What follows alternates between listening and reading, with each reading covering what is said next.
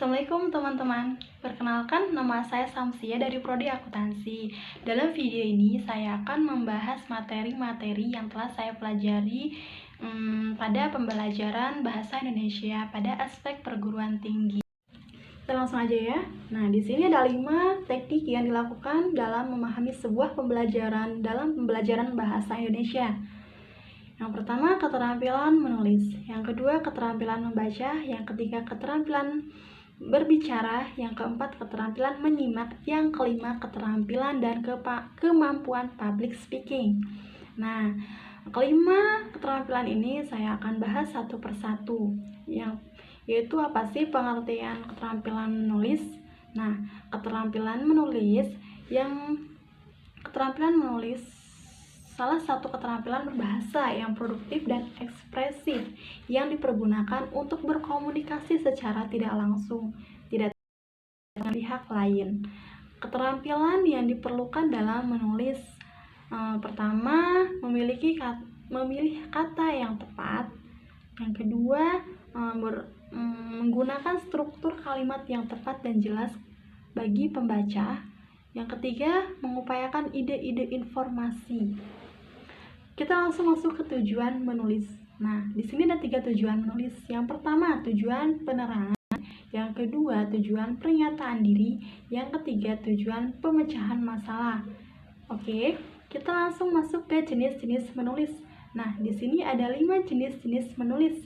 Yang pertama, eksposisi, yaitu mengevaluasi, menyalurkan, mengedukasi sebuah persoalan. Yang kedua, deskripsi. Deskripsi di sini adalah gambaran verbal. Yang ketiga, narasi. Narasi adalah cara baca cerita baik fakta atau fiksi. Yang keempat, argumentasi, yaitu karangan yang membuktikan kebenaran atau ketidakbenaran dari sebuah pernyataan. Yang kelima, persuasi. Nah, persuasi di sini adalah karangan yang berisi himbauan. Nah, selanjutnya kita masuk ke kegiatan menulis di perguruan tinggi. Di sini ada 2 tahap. Yang pertama, tahap menulis. Yang kedua, tahap revisi, yaitu perbaikan dan pembacaan ulang. Selanjutnya ada perencanaan karangan. Perencanaan karangan di sini ada 2. Yang pertama, memilih topik. Yang kedua, pembahasan topik. Oke, langsung aja kita lanjut ke keterampilan membaca. Nah, keterampilan membaca di sini apa sih? Nah, keterampilan membaca merupakan proses pengucapan tulisan untuk mendapatkan isinya. Tujuan membaca. Tujuan membaca yaitu yang pertama, tujuan behavioral atau tujuan tertutup atau instruksional. Yang kedua, tujuan eksposif atau tujuan terbuka, seperti pengarahan diri, membaca persuasif, introspektif atau kreatif. Manfaat membaca.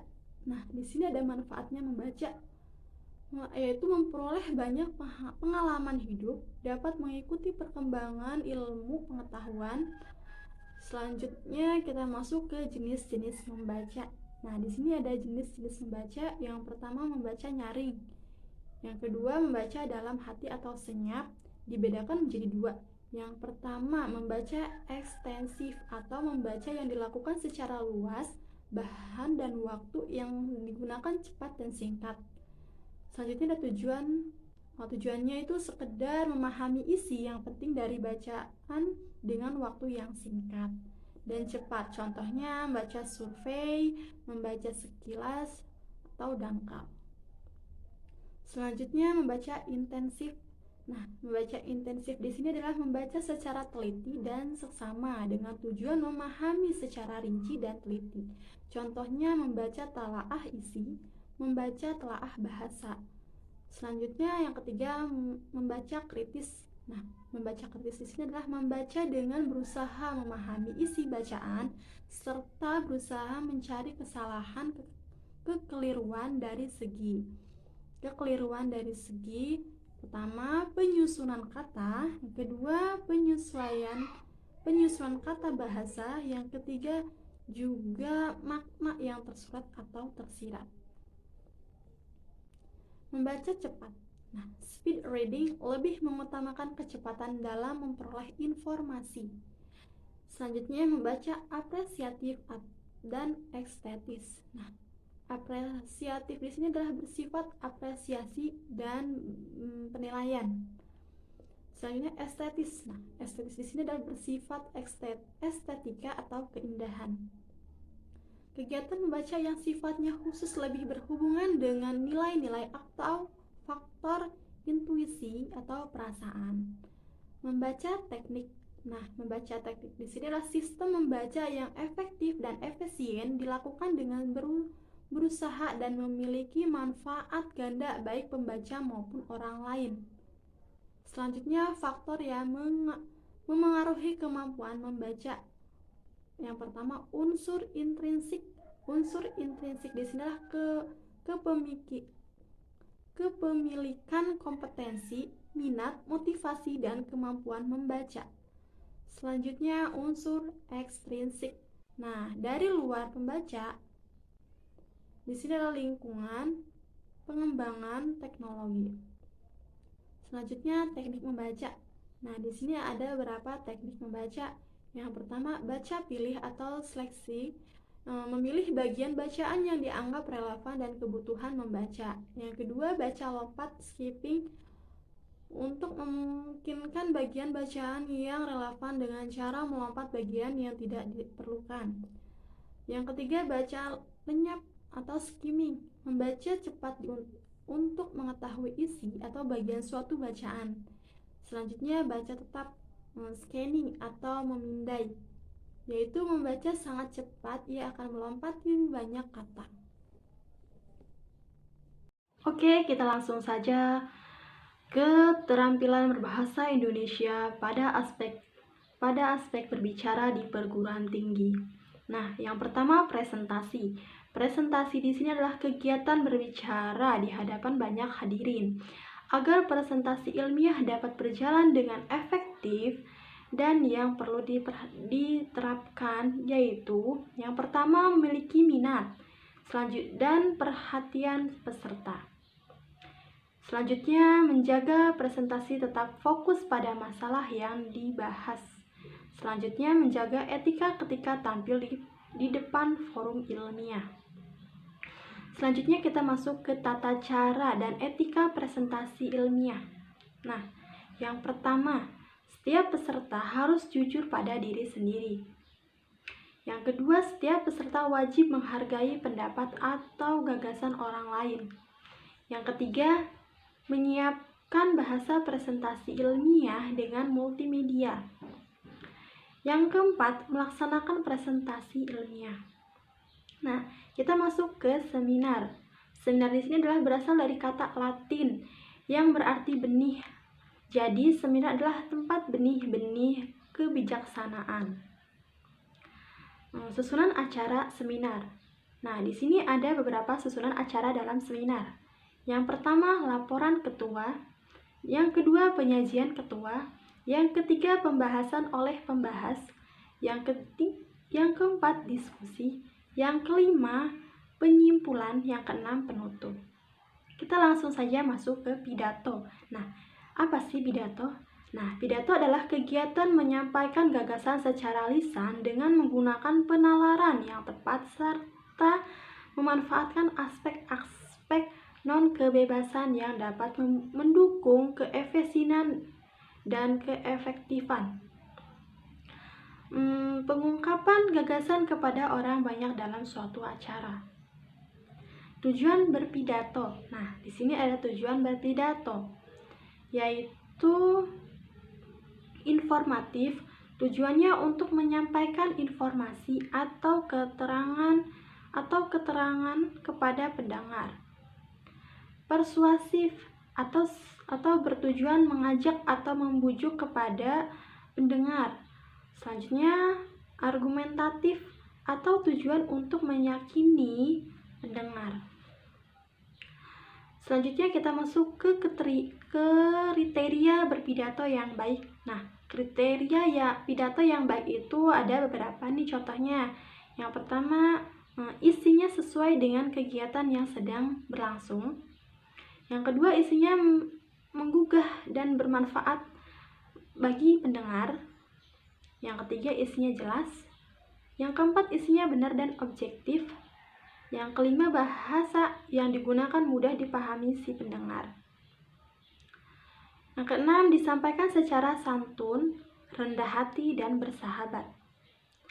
Tata cara berpidato. Nah, tata cara berpidato di sini yaitu memulai, mengembangkan, dan mengakhiri pidato.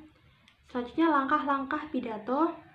Selanjutnya, pembukaan dan sajian isi dan penutup. Faktor penunjang pidato. Nah, di sini ada faktornya penunjang pidato. Nah, di sini ada 2. Yang pertama, faktor kebahasaan. Nah, faktor kebahasaan di sini adalah ketepatan ucapan, penempatan tekanan, nada, durasi, pilihan kata. Selanjutnya ada yang kedua, faktor non kebahasaan.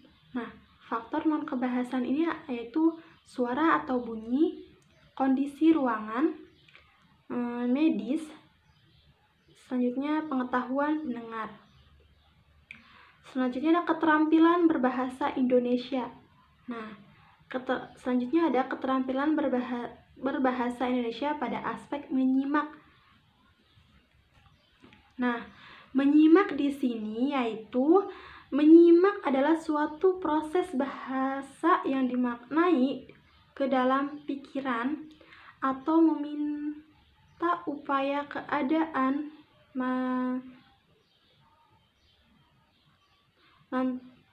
untuk mendengarkan suatu objek. Tahapan menyimak secara umum. Nah, di sini ada beberapa cara tahapan menyimak yang umum yang mungkin banyak orang lakukan ya, yaitu menyimak secara nalar. Nah, menyimak secara nalar di sini adalah yaitu yang dilakukan secara berkala saat seseorang terlibat dalam suatu pembicaraan. Yang kedua, mendengar secara dangkal dan ungguh-ungguh. Yang ketiga, penyerapan observasi. Yang keempat, menyimak sesekali. Yang kelima, menyimak asosiatif. Yang keenam, menyimak secara arif. Yang ketujuh, menentukan pikiran dan pendapat seseorang. Selanjutnya kita masuk ke cara melatih kemampuan menyimak. Nah, di sini ada melatih kemampuan menyimak. Ada berapa ya? Yang pertama, menyimak dan mengulang materi yang diberikan. Nah, jadi kita harus mengulang-ulang materi yang diberikan. Yang kedua, menyimak dan menjawab pertanyaan. Jika ada yang memberikan pertanyaan atau jawaban, kita harus langsung mencatat agar tidak lupa. Yang ketiga, menyimak interaktif, yaitu bertujuan untuk membangun kemampuan lisan dalam komunikasi interaktif akademik ya. Oke, kita langsung aja masuk ke tahap selanjutnya nih ya, yang kelima, yang terakhir nih, keterampilan dan kemampuan public speaking. Apa sih public speaking ini? Nah, di sini adalah public speaking atau berbicara. Public yaitu orang banyak atau masyarakat umum. Public speaking adalah keterampilan yang dapat dilatih, dipraktekkan, dan dimanfaatkan untuk memberi manfaat sesuai kebutuhan audiens. Antara lain yaitu untuk menyampaikan informasi, memotivasi, membujuk, dan mempengaruhi orang lain. Tujuannya menyampaikan pesan atau ide dengan berbagai metode yang sesuai